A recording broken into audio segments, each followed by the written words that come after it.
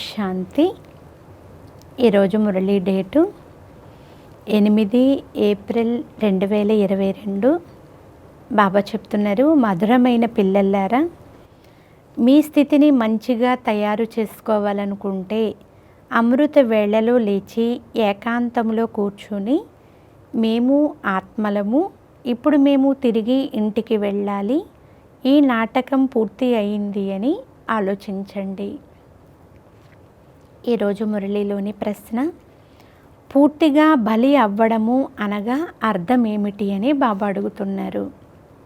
సమాధానము, పూర్తిగా బలి అవ్వడము అనగా బుద్ధి యోగము ఒకే వైపు ఉండాలి.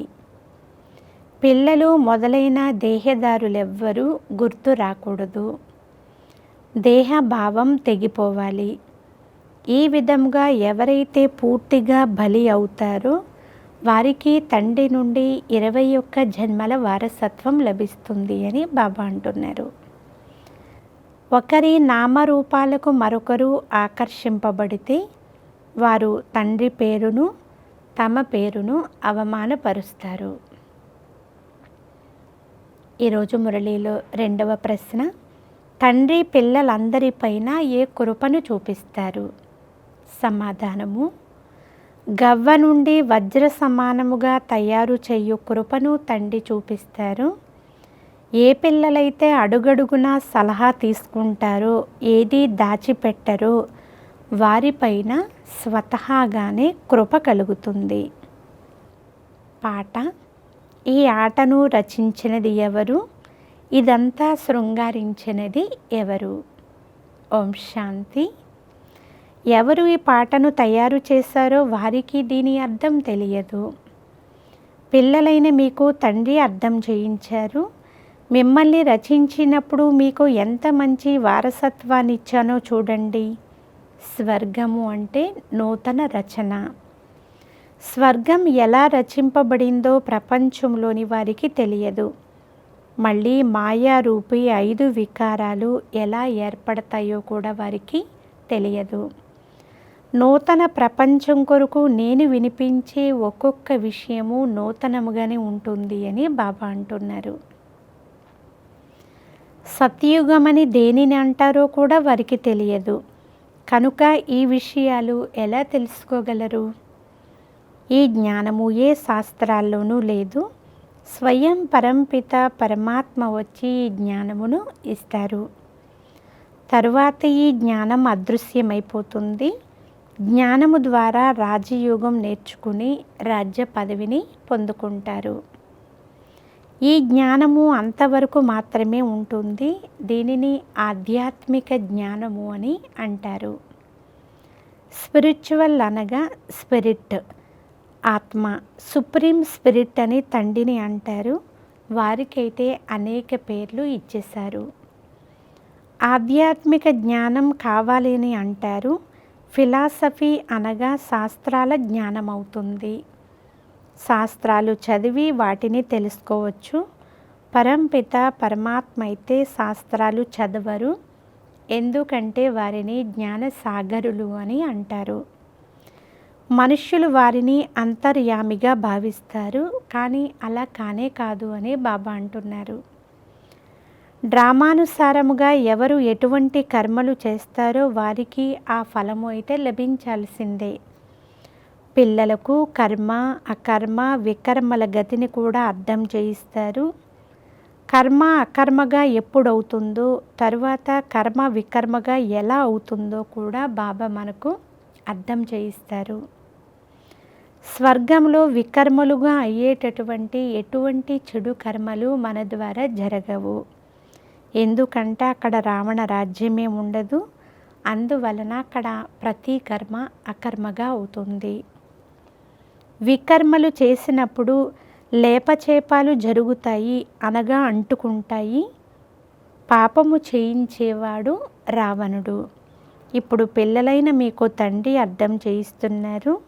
సత్యయుగంలో వికారాలు లేకుండా పిల్లలు ఎలా జన్మిస్తారో మనుషులకు తెలియదు.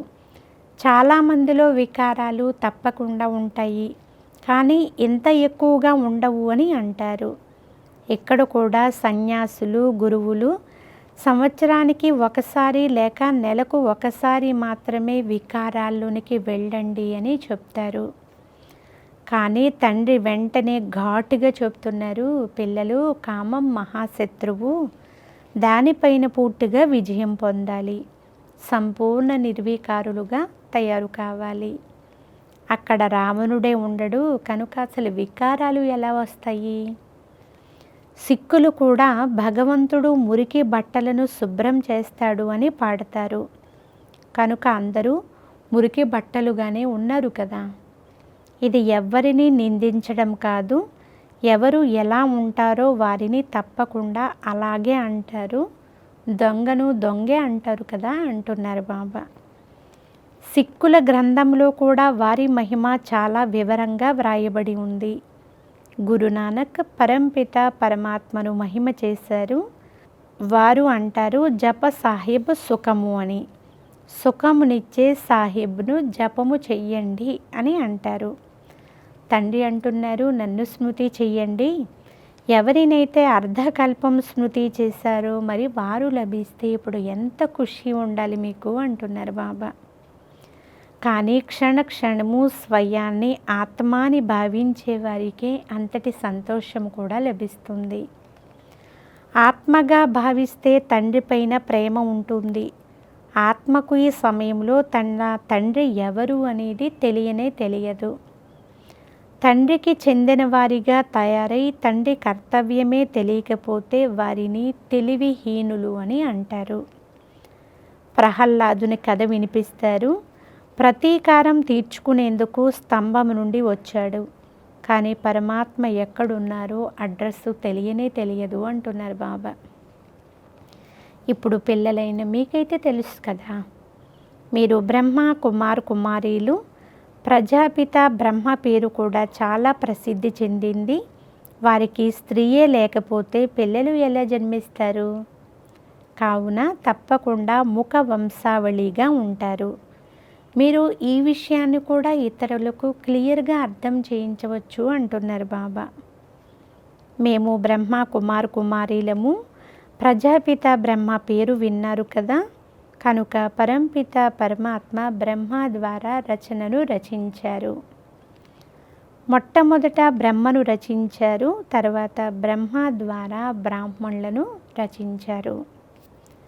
తండ్రి తెలియచేస్తున్నారు, నాకు ఎంతమంది ముఖవంశావళి ఉన్నారో చూడండి.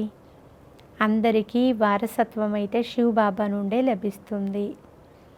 ఎవరిని దత్తు చేసుకున్నారో వారు తప్పకుండా పేదవారిగానే ఉంటారు.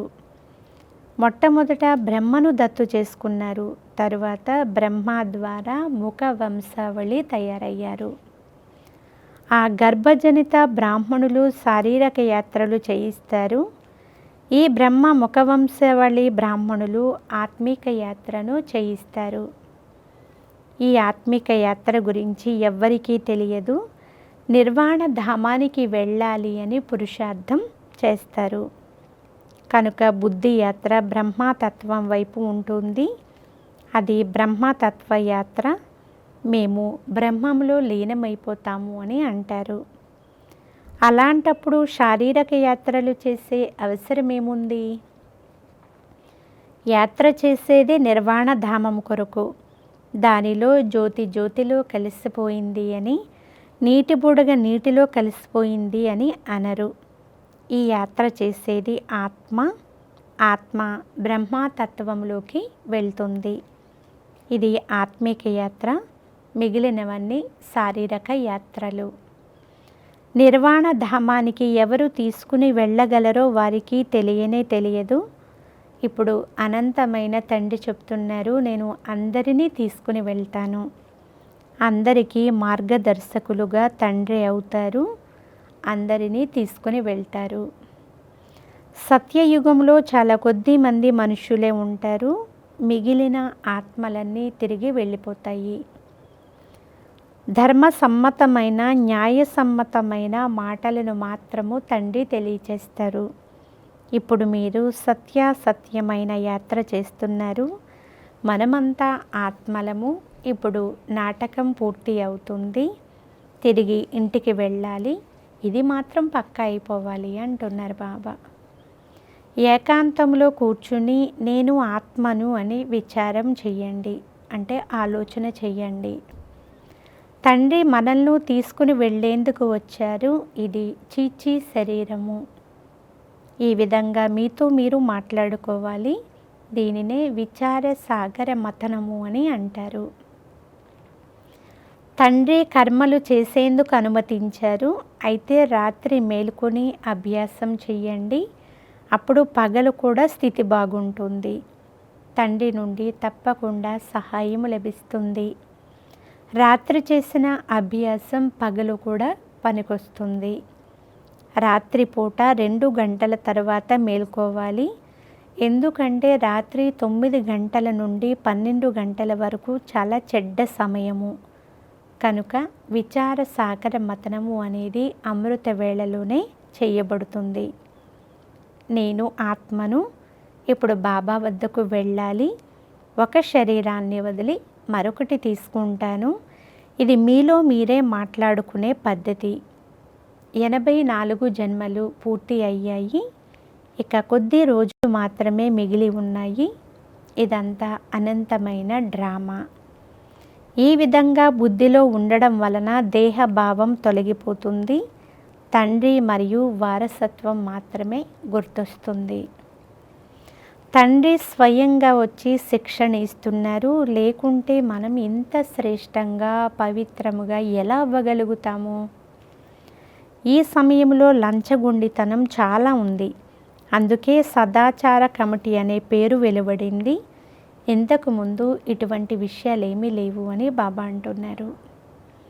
ఈ లంచగొండితనం మొదలైనవన్నీ ఇప్పుడే వచ్చాయి. మినిస్టరు మొదలైన వారిగా అయితే ఎంత ధనాన్ని లూటీ చేస్తారు, ఎన్ని భ్రష్టాచారాలు చేస్తారు. సత్యయుగంలో అయితే శ్రేష్టాచారి ప్రభుత్వం ఉంటుంది. మీరు చాలా చాలా శ్రేష్టాచారులుగా అవుతున్నారు అంటున్నారు బాబా. అక్కడ పాపం అనే పేరు కూడా ఉండదు. తండ్రి వచ్చి స్వర్గానికి యజమానులుగా చేస్తారు. మురికిగా ఉన్న వారందరినీ సుగంధ పుష్పాలుగా తయారు చేస్తారు. స్వర్గ స్థాపన చేసి అందరికీ సద్గతినిచ్చి నేను మరుగున ఉండిపోతాను. సర్వులకు సద్గతినివ్వడమే నా పాత్ర అని బాబా అంటున్నారు. నేను మొత్తం ప్రపంచాన్ని అంతా ఎలా ఉండేదానిని ఎలా తయారు చేస్తాను? యుద్ధం జరుగుతుంది అని కూడా మనుషులు చెప్తారు.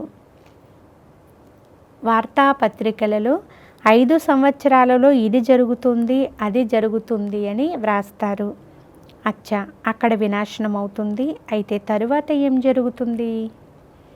ఈ వినాశనం కూడా ఎందుకు జరుగుతుందో కారణం తెలియచేయాలి కదా అంటున్నారు బాబా. ఇప్పుడు తండ్రి స్వర్గస్థాపన చేస్తున్నారని, అందువలన నరకం వినాశనం అవుతుందని మీకు తెలుసు. తండ్రి వచ్చి పాత ప్రపంచాన్ని కొత్తదిగా తయారు చేస్తారు. అక్కడ అకాల మృత్యు ఉండదు, మరణ భయం ఉండదు, ఎందుకంటే ఆత్మజ్ఞానం ఉంటుంది. మనం ఒక శరీరాన్ని వదిలి మరొకటి తీసుకుంటాము అని భావిస్తారు. ఆలస్యముగా వచ్చేవారు కొన్ని జన్మలు మాత్రమే తీసుకుంటారని కూడా అర్థం చేసుకుంటారు. మనకు 84 జన్మలు పూర్తి అయ్యాయి. ఇది ప్రపంచంలోని వారికి తెలియదు. అందుచేతనే ఆత్మలైన మనకు పరంపిత అర్థం చేయిస్తున్నారు. ప్రజాపిత పిల్లలు పరస్పరంలో సోదరి సోదరులైనందువలన ఏ వికర్మ చెయ్యలేరు. హిందూ చీనీ భాయి భాయి అని మీరే అంటూ ఉంటారు, మళ్ళీ వికారాల్లోనికి ఎలా వెళ్తారు అని బాబా అడుగుతున్నారు. అనడం సులభమే, కానీ అర్థమే తెలియదు. భాయి భాయి అనే పదానికి అర్థము ఆత్మకు సంబంధించింది. సోదరి సోదరుల సంబంధంలో వికారీ దృష్టి అనేది ఉండదు. లౌకిక సంబంధంలో కూడా దగ్గరి రక్త సంబంధికులతో వివాహం చేసుకుంటే హాహాకారాలు జరిగిపోతాయి.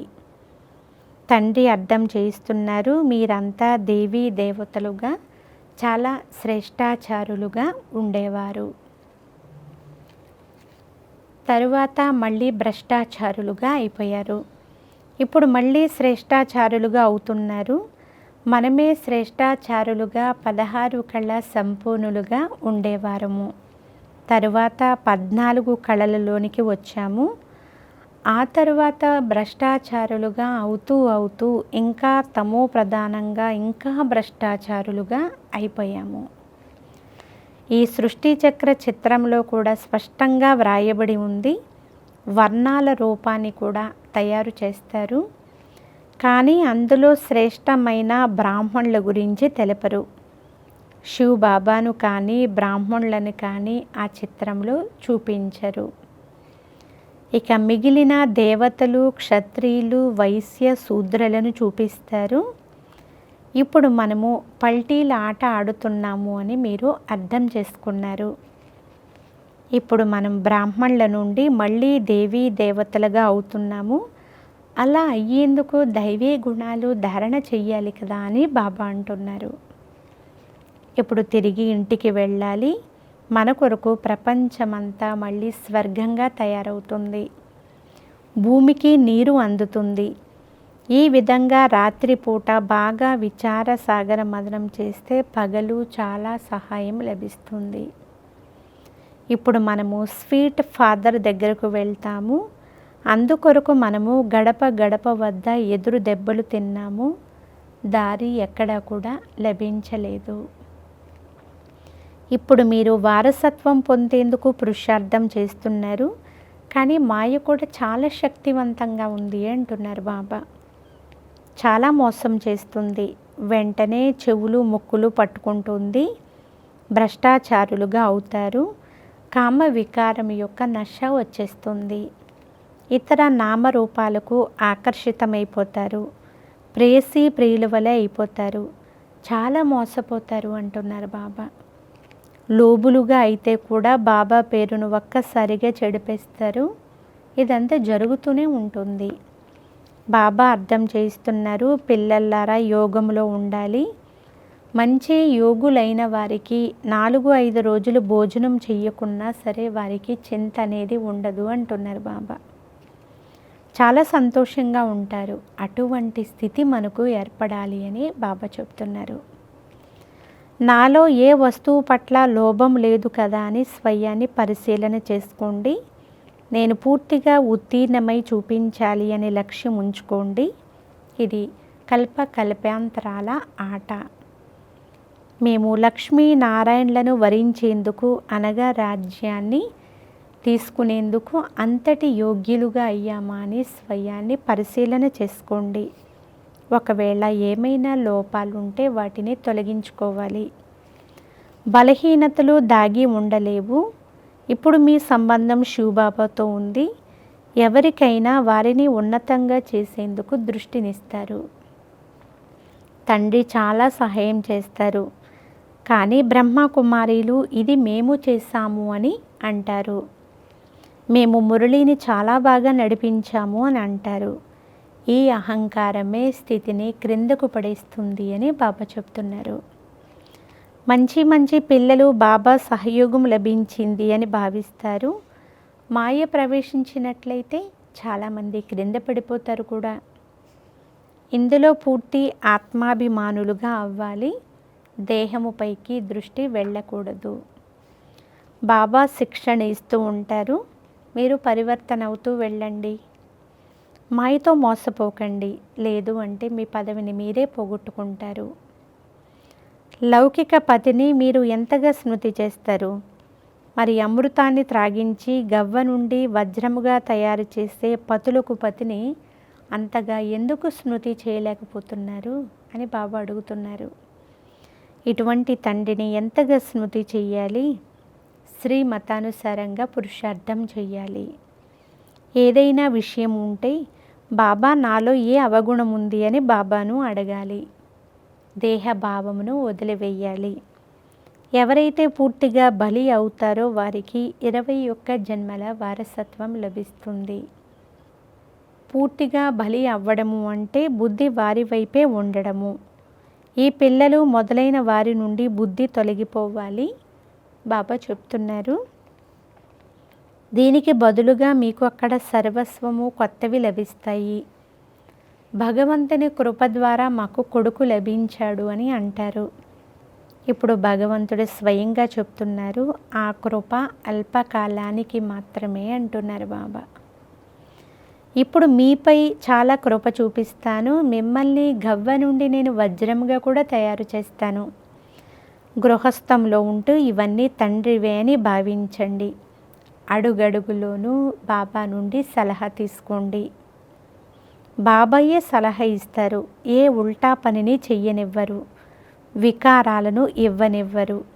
అవినాశి సర్జన్ వద్ద ఏది కూడా దాచిపెట్టకూడదు అంటున్నారు బాబా. అడుగడుగులోనూ బాబాను అడుగుతూ ఉండాలి. చాలామంది పిల్లలు, బాబా ఈ వికారాలు మమ్మల్ని చాలా సతాయిస్తున్నాయి, ఏం చెయ్యాలి అని అడుగుతారు. జాబులు వ్రాస్తారు. కొంతమంది ముఖం నల్లగా చేసుకుని, అంటే అపవిత్రమైపోయి కూడా చెప్పరు. బాబా అంటున్నారు, దాచిపెట్టి ఉన్నారు అనుకోండి, మీరు ఇంకా నల్లగా అయిపోతారు అని అంటున్నారు.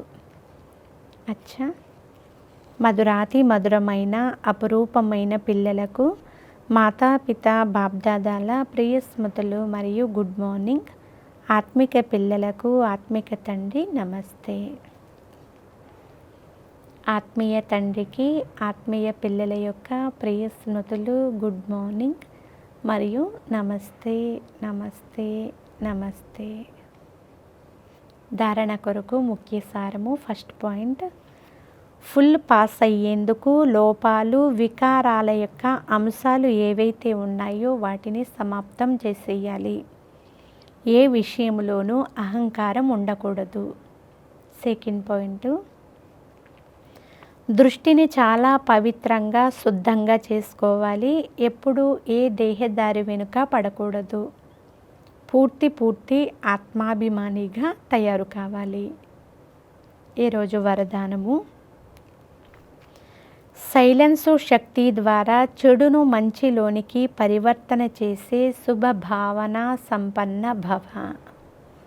సారాంశము, ఎలాగైతే సైన్సు సాధనాలతో చెడిపోయిన పనికిరాని సామగ్రిని కూడా పరివర్తన చేసి మంచి వస్తువులుగా తయారు చేస్తారు, అలా సైలెన్సు శక్తితో చెడు విషయాన్ని లేక చెడు సంబంధాన్ని చెడు నుండి మీరు మంచిగా పరివర్తన చెయ్యండి అని బాబా అంటున్నారు.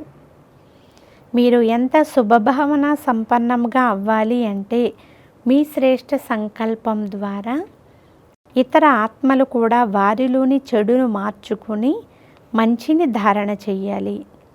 జ్ఞాన స్వరూపాల లెక్కతో రైటు రాంగును తెలుసుకోవడం వేరే విషయము, కానీ స్వయంలో చెడును చెడు రూపంలో ధారణ చేయడం తప్పు. అందువలన చెడును చూస్తూ చెడు అని తెలిసినా దానిని మంచిగా పరివర్తన చేయడానికి పూర్తిగా ప్రయత్నం చేయండి అని బాబా అంటున్నారు. స్లోగన్, సహనశీలత గుణాన్ని ధారణ చేస్తే కఠోర సంస్కారాలు కూడా శీతలముగా అయిపోతాయి. అచ్చా, ఓం శాంతి.